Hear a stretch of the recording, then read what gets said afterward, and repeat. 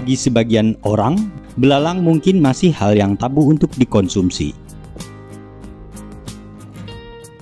Belalang merupakan salah satu jenis serangga herbivora dari ordo Orthoptera yang merupakan jenis serangga pemakan daun-daunan.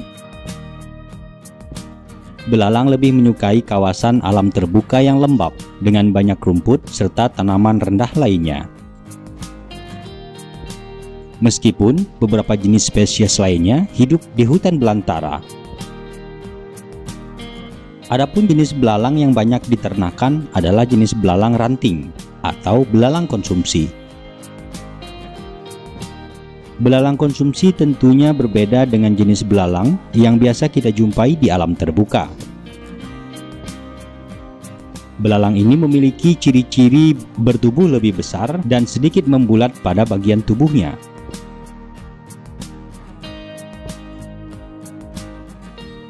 Pada video kali ini, kita akan mengetahui bagaimana cara beternak belalang konsumsi dari awal hingga siap panen.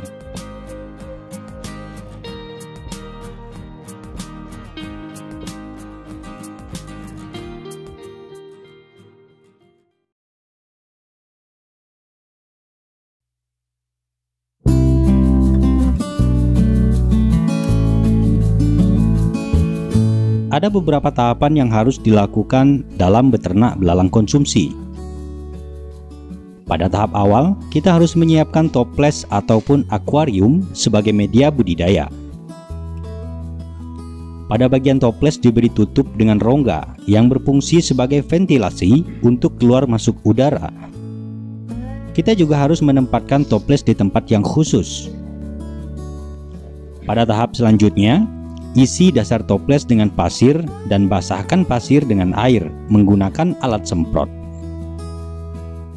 Penyemprotan ini hanya bertujuan untuk melembabkan media yang akan dijadikan sebagai tempat untuk belalang bertelur. Dengan kondisi yang lembab, masa bertelur belalang akan terjadi dengan lebih cepat. Setelah tahap ini selesai, selanjutnya kita perlu meletakkan ranting-ranting kayu ke dalam toples yang berfungsi sebagai pelindung bagi belalang. Pada tahap ini, pakan utama untuk belalang bisa diberikan berupa wortel dan daun-daunan yang sudah dicincang kecil. Setelah persiapan media selesai, pada tahap selanjutnya kita akan memilih indukan belalang konsumsi untuk dikembangbiakkan. Akan lebih baik jika kita mendapatkan indukan dari petani belalang lain, karena akan lebih mudah diketahui kualitasnya. Pada tahap ini kita perlu memastikan bahwa belalang yang dijadikan sebagai indukan adalah belalang jenis kelamin jantan dan betina yang sehat dan tidak cacat. Perhatikan ujung ekor pada indukan jantan dan betina untuk mengetahui perbedaan jenis kelaminnya. Untuk indukan jantan, belalang memiliki 2 sungut di ekornya dan bentuk tubuhnya cenderung memanjang. Sedangkan untuk indukan betina tidak memiliki sungut di bagian ekornya dan bentuk tubuhnya cenderung membulat dan lebih besar. Setelah indukan didapatkan, tahapan selanjutnya adalah proses perkawinan. Secara umum, proses perkawinan belalang tidak begitu sulit atau tergolong cukup mudah. Untuk satu media, hanya perlu diisi oleh sepasang indukan. Jika kita memiliki lebih dari satu media budidaya, letakkan media-media budidaya tersebut secara berjauhan.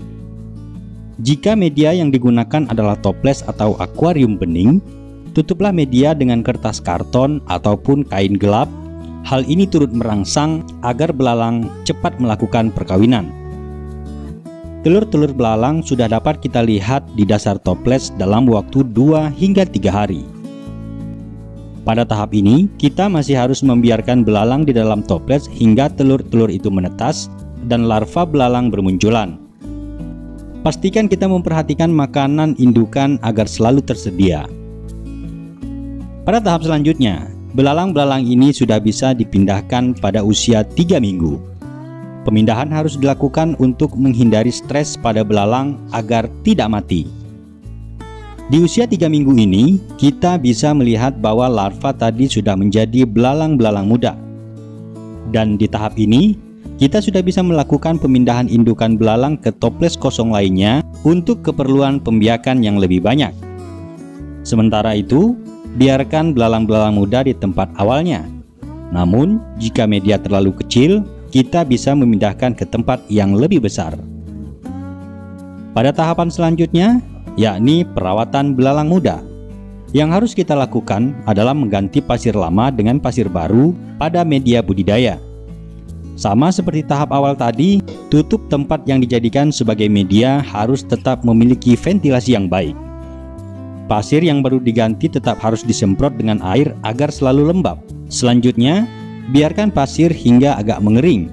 Lalu, pindahkan belalang muda ke dalam media dan berikan pakan berupa daun dari sayuran-sayuran hijau.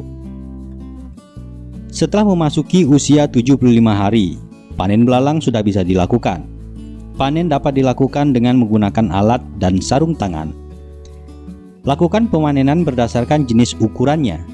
Dahulukan pemanenan pada belalang yang berukuran lebih besar. Pada tahap ini, tidak ada teknik khusus yang harus dilakukan.